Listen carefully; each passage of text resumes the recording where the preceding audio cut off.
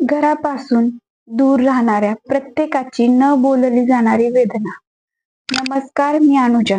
आजचा विषय हा फक्त मानसशास्त्राचा नाही, तर हजारो सरकारी कर्मचारी, सैनिक, पोलीस, वन अधिकारी, डॉक्टर, बँक कर्मचारी, खाजगी क्षेत्रात काम करणारे आणि शिक्षणासाठी घरापासून दूर राहणारे लाखो लोक दररोज जगत असलेले वास्तव आहे.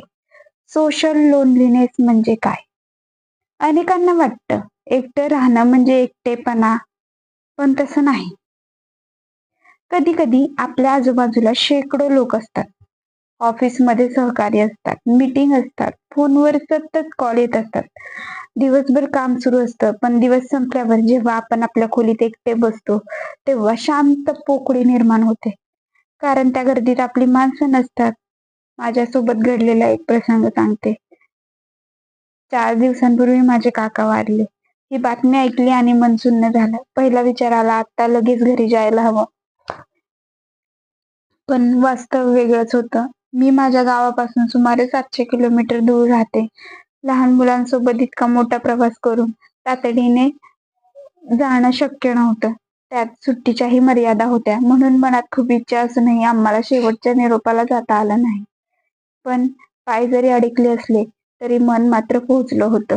त्या क्षणी जाणवलं की घरापासून दूर राहण्याची सर्वात मोठी किंमत पैशात मोजता येत नाही.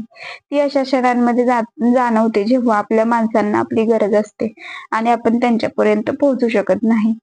अनेक जण सरकारी नोकरी, सैन्य, पोलीस, वन विभाग, आरोग्य सेवा किंवा खाजगी नोकरीमुळे आपल्या गावापासून दूर राहतात. बाहेरून सगळं व्यवस्थित दिसतं, नोकरी असते, जबाबदाऱ्या असतात, लोकांमध्ये वावर असतो. पण मनाच्या एका कोपऱ्यात आपल्या घराची, आई वडिलांची, नातेवाईकांची आणि आपल्या गावची ओढ कायम असते. याला सोशल लोनलीनेस म्हणतात.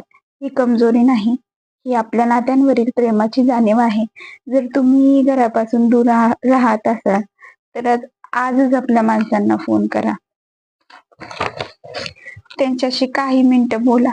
कारण कधी कधी आपण पुढे ढकलत असलेला संवादच सर्वात महत्वाचा ठरतो.